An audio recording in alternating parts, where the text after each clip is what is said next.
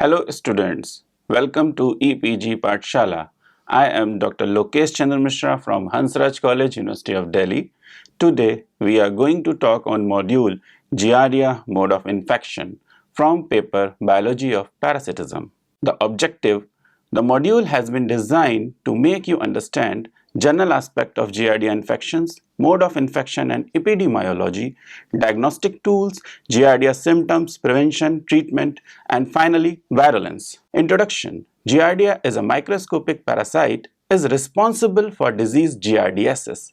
There are many species of Giardia: Giardia duodenalis, which is synonymous to Giardia lamblia, Giardia intestinalis, can infect human beings.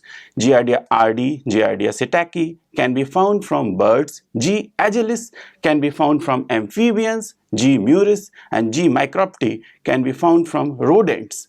Giardia is found in soil, contaminated food, water. Water, which can be drinking or recreational water, is the most common mode of transmission. Giardia can survive outside the body for long period of time due to the presence of an outer shell, which is a covering. Giardiasis is the most frequently diagnosed intestinal parasitic disease in various countries. Symptoms may vary from no symptom to diarrhea, gas, greasy stool, abdominal cramps, nausea, vomiting, upset stomach, and dehydration. Severe giardiasis can cause delay in physical and mental growth with slow development and severe malnutrition in children.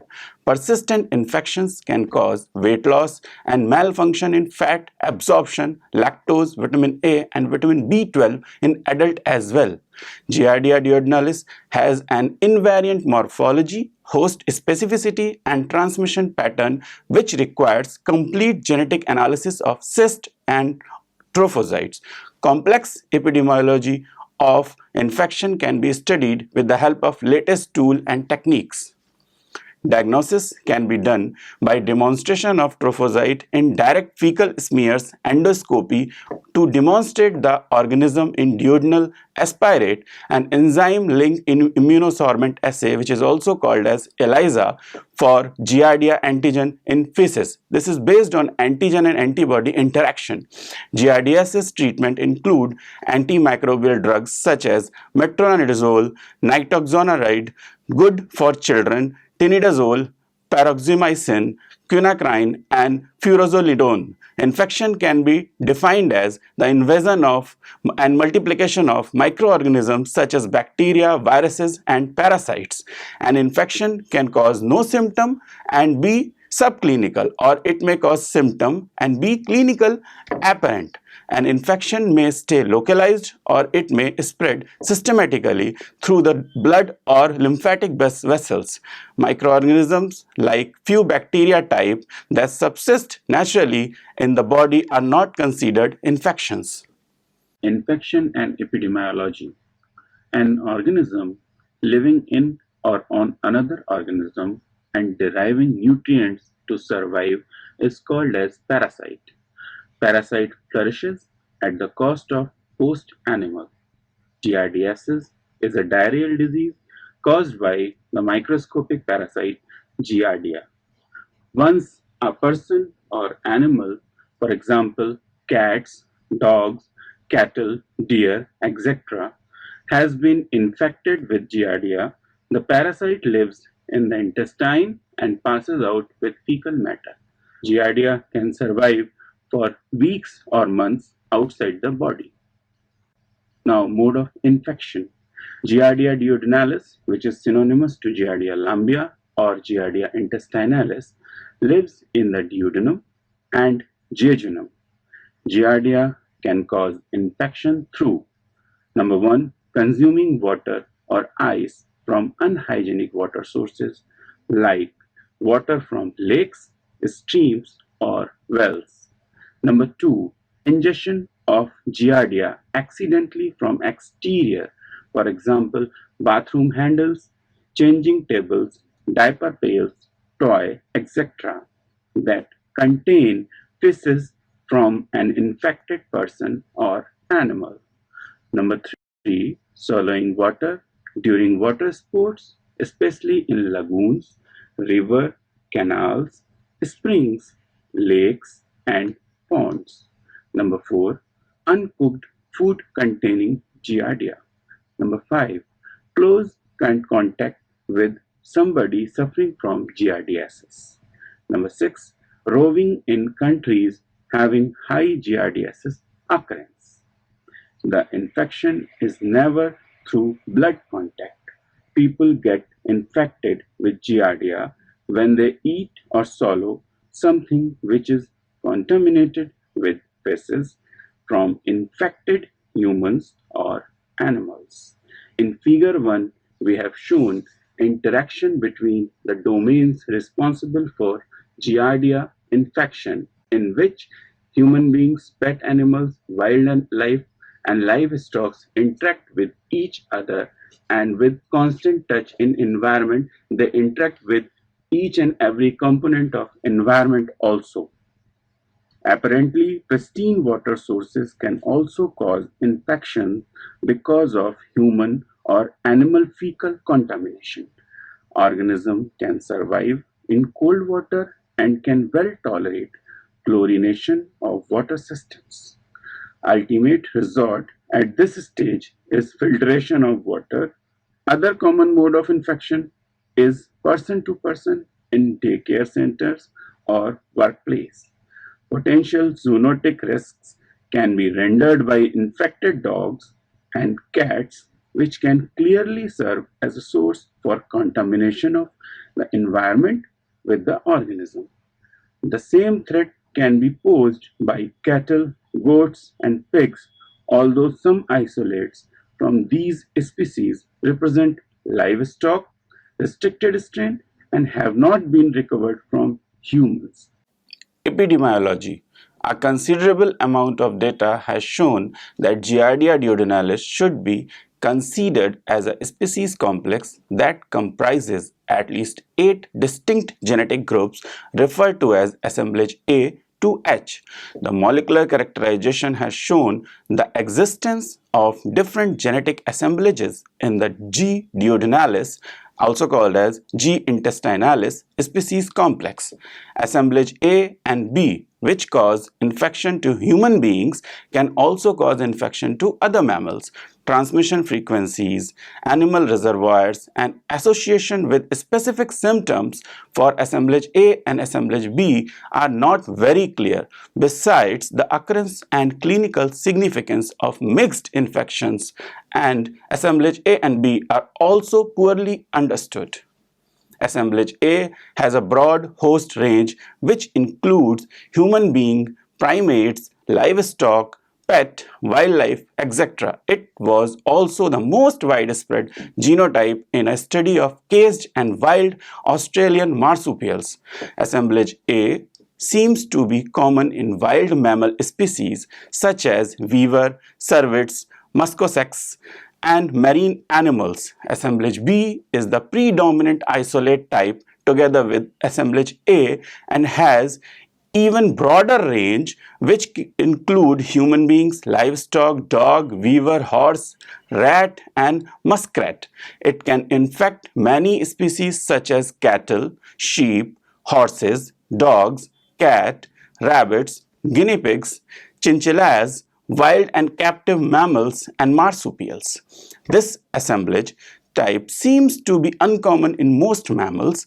In many studies, it was detected in only 0 to 2% of the population, in contrast to few occasions where it was most common genotype in a population. Assemblage C and D can reside in dog, cat, and wild carnivores and other canid including foxes, wild dogs, coyotes, and wolves. Assemblage C and D seem to be well adapted to these species. Assemblage C and D have also been detected in seals and kangaroos.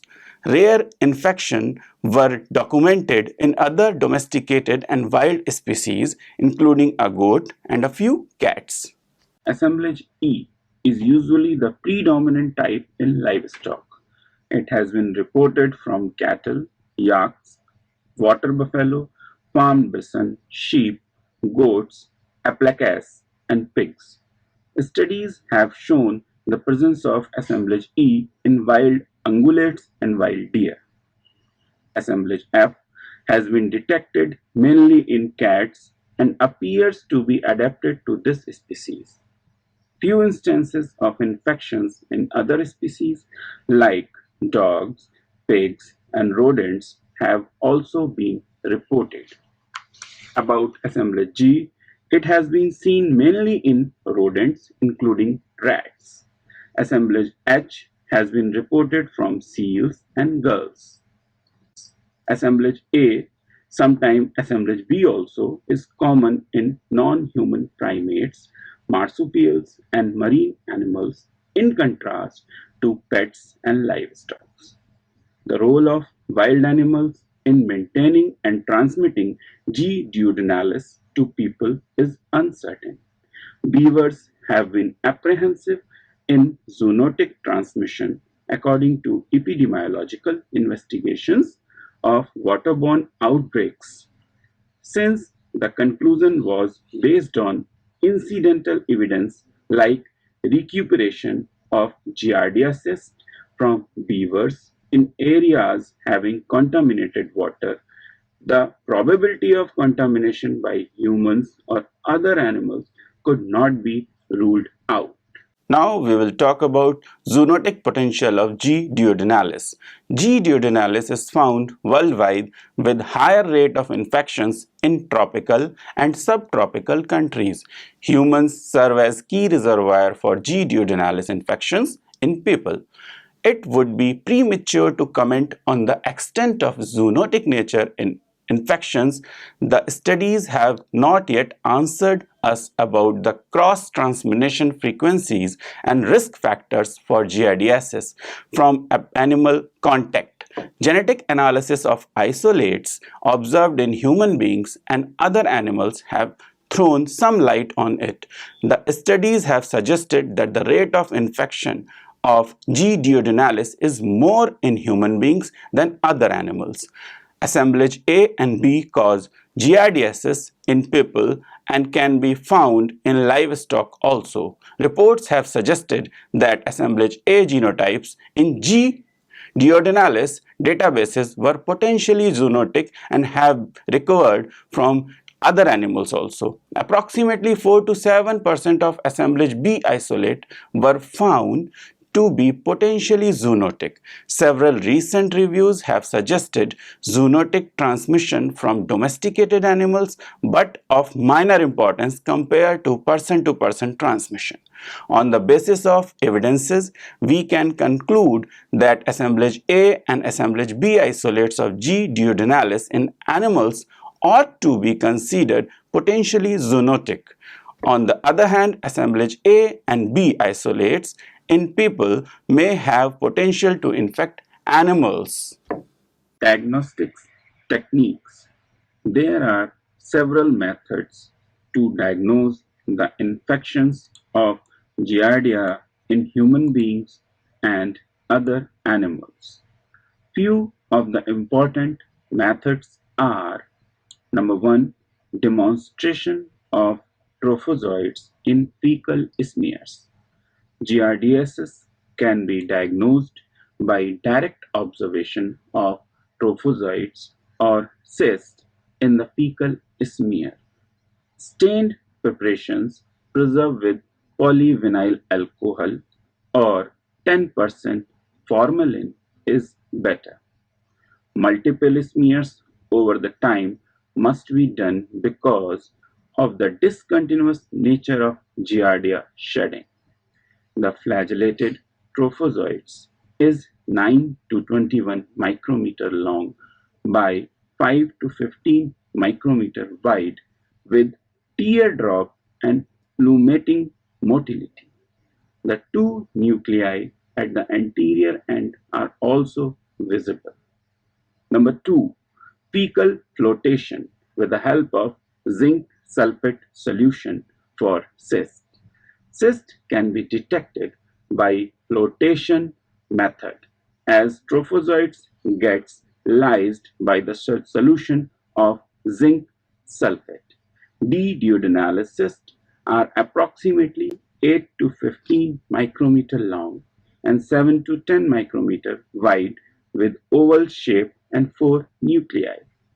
Repeated sampling may be required at the initial stage.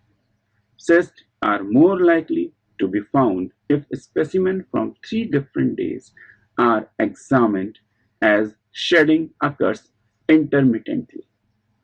Number 3, collection of duodenal aspirate for the direct demonstration of the organism during endoscopy.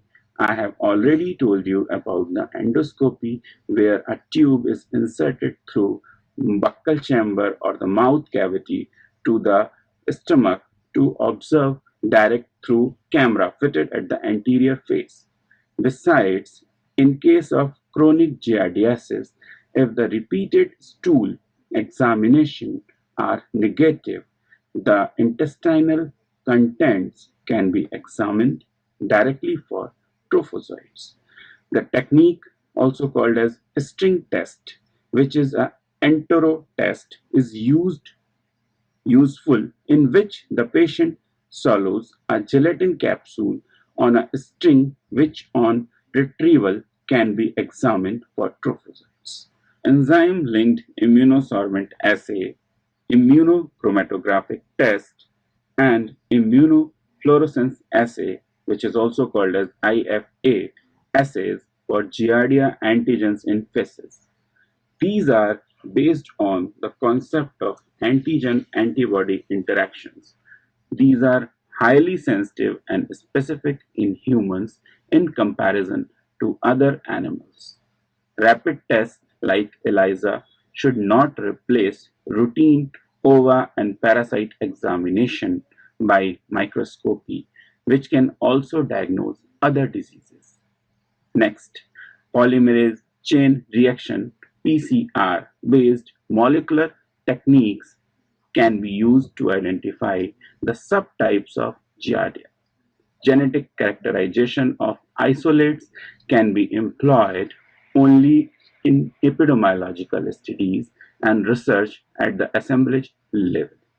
Last, serology can be used in epidemiological explorations and other research. Giardia can be cultured in vitro for the research purposes. Disease management. Giardiasis, also known as beaver fever, can affect anyone.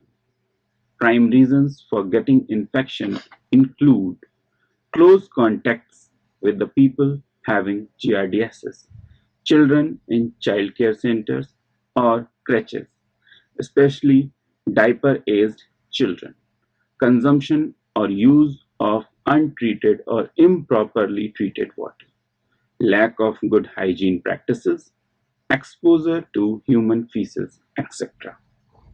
Symptoms of giardiasis normally begin 1 to 3 weeks after infection. Giardia infection can cause a variety of intestinal symptoms. Symptoms of giardiasis last for 2 to 6 weeks, with few exceptions where these can last longer. Symptoms include diarrhea, flatulence, floating slimy stool, abdominal cramps, upset stomach, nausea, and dehydration. Persistent infection may cause weight loss in severe cases. On the other hand, symptom-less infection has also been reported in many cases. After 2 weeks of incubation period, sufferer can have an acute gastroenteritis with diarrhea, rarely with fever. Advanced stage can render a chronic syndrome of malabsorptive diarrhea, weight loss, and abdominal pain. Stool may be watery initially, then turns intermittent semi-solid with foul odor. Other symptoms include malaise, nausea, bloating, flatulence, etc. Persistent diarrhea can continue for the foreseeable future if not treated.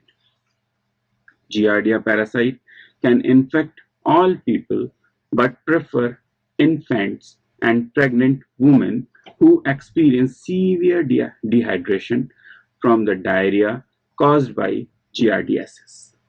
Dehydration can be life-threatening for infants, so it is particularly important to rehydrate them through proper oral liquid supplements and medications.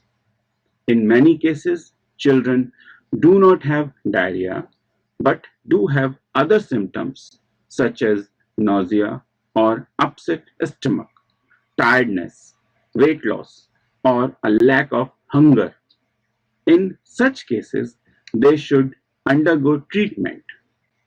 Giardiasis can cause weight loss and failure of absorption of fat, lactose, vitamin A, and vitamin B12 in severe cases. Diarrhea is the result of loss of disaccharide-based enzyme. The organism can colonize large portions of the small intestinal tract. The host inflammatory or immune responses add to the pathology of Giardia infections. Drugs for treatment of giardiasis include metronidazole, quinacrine, nitroimidazole compounds including tinidazole, ornidazole, etc. have also been found effective.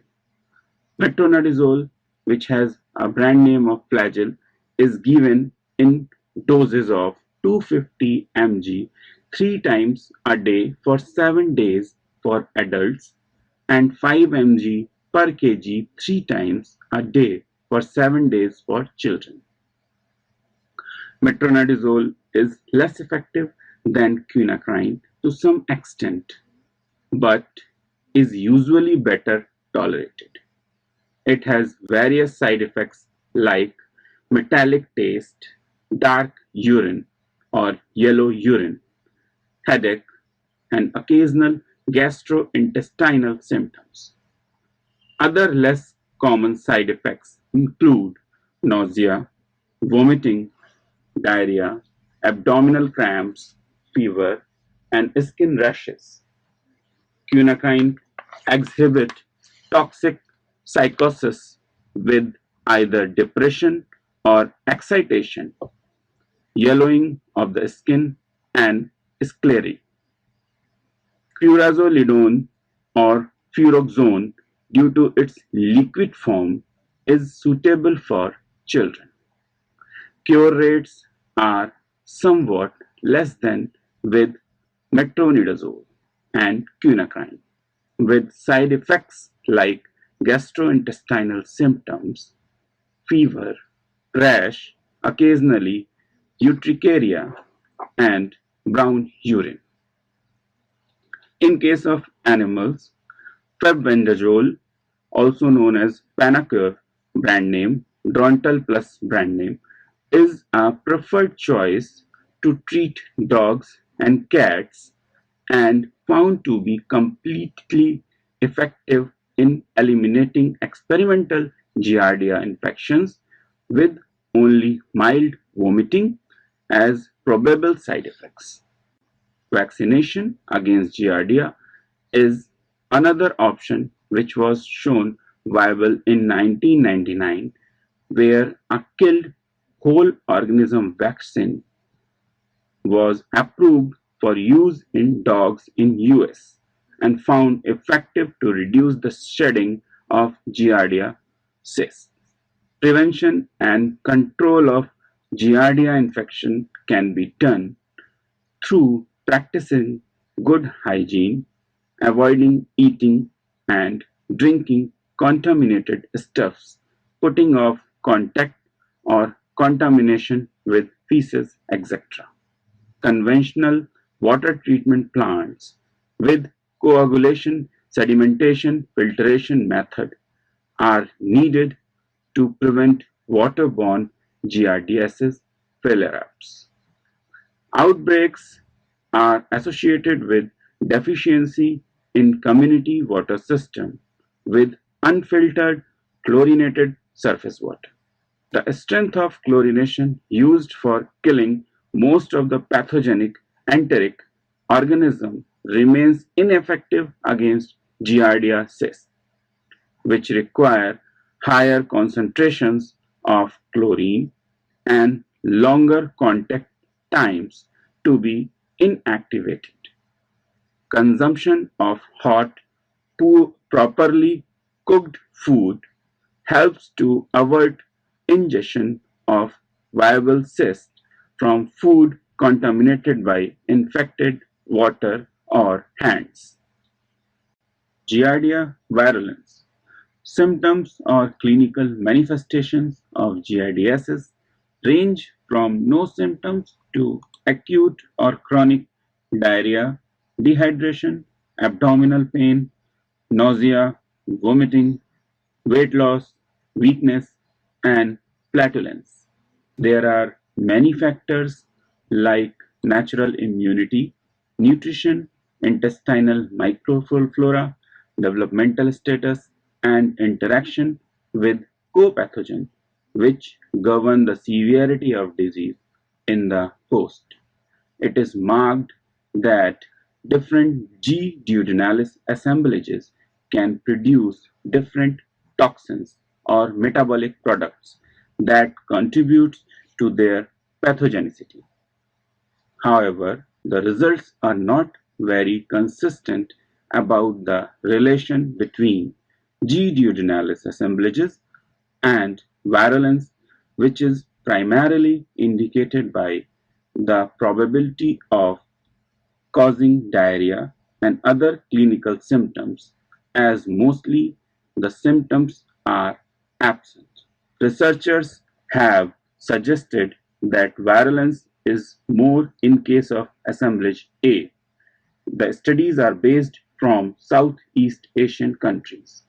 Assemblage B is often associated with asymptomatic infections. The observations were more evident in children. Serious deviations from the results have also been reported from Netherlands, where association of assemblage A was with irregular diarrhea and that of assemblage B was with duodenal inflammation, nausea, and other important symptoms. Similar results have also been suggested from other parts of the world like Malaysia, Ethiopia, Cuba, etc. The probable reason could be intra-assemblage variation within the assemblages.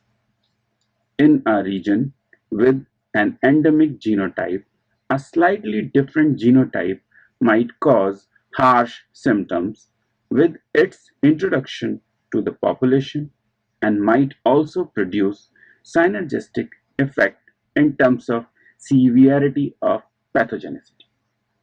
Factors such as variable surface protein expression, drug resistance, multiplication rate, and ability to invade immune response also contribute to the pathophysiology observed for clinical giardiasis. Socio-economic condition, immunity, and hygiene practices govern the infection rate and other developmental aspects which render virulence of the assemblage A and B in humans. So, student, let us summarize what we have learned in this module. Giardia is a microscopic protozoan parasite which causes giardiasis. Giardia duodenalis can infect human beings. Giardia can survive outside the body for long period of time due to the presence of an outer shell. Giardiasis is the most frequently diagnosed intestinal parasite disease in various countries. Symptoms may vary from no symptom to diarrhea, gas, greasy stool, abdominal cramps, nausea, vomiting, upset stomach, and dehydration. Complex epidemiology of infection can be studied with the help of latest tools and techniques. Diagnosis can be done by demonstration of trophozoites in direct fecal smears, endoscopy to demonstrate the organism in duodenal aspirates, and enzyme-linked immunosorbent assay, also called as ELISA, for Giardia antigen in feces. Giardiasis treatment include antimicrobial drugs such as metronidazole, tinidazole, paromomycin, quinacrine, etc. Giardia duodenalis live in the duodenum and jejunum. Giardia can cause infection through consuming water or ice from unhygienic water sources, ingestion of Giardia accidentally from exterior swallowing water during water sports, especially in lagoon, river, canals, spring, lakes, and ponds, uncooked food containing Giardia, close contact with somebody having Giardia infection or suffering from giardiasis, etc. A considerable amount of data has shown that Giardia duodenalis should be considered as a species complex that comprises at least 8 distinct genetic groups from assemblage A to H. Assemblage A and B, which causes infections to human beings, can also cause infection to other mammals. Humans serve as a key reservoir for G. duodenalis infections in people. It would be premature to comment on the extent of zoonotic nature of infections. The studies have suggested that the rate of infection of G. duodenalis is more in human beings than other animals. There are several methods to diagnose the infections of Giardia in human beings and other animals, like demonstration of trophozoites in fecal smears, fecal flotation, which is a zinc sulfate solution reaction for cyst, collection of duodenal aspirates for the direct demonstration of the organism during endoscopy. Endoscopy is a method in which we use a tube having camera at its interior base. Enzyme-linked immunosorbent assay, also called as ELISA, I have told you already, immunochromatic chromatographic test, and immunofluorescence assay, IFA assay, for Giardia antigen in feces. Factors such as variable surface protein expression, drug resistance, multiplication rate, and ability to invade immune response contribute to the pathophysiology observed for clinical giardiasis. Socioeconomic conditions, immunity, and hygiene practices govern the infection rate and other developmental aspects which render virulence in assemblage A and B in humans. Thank you.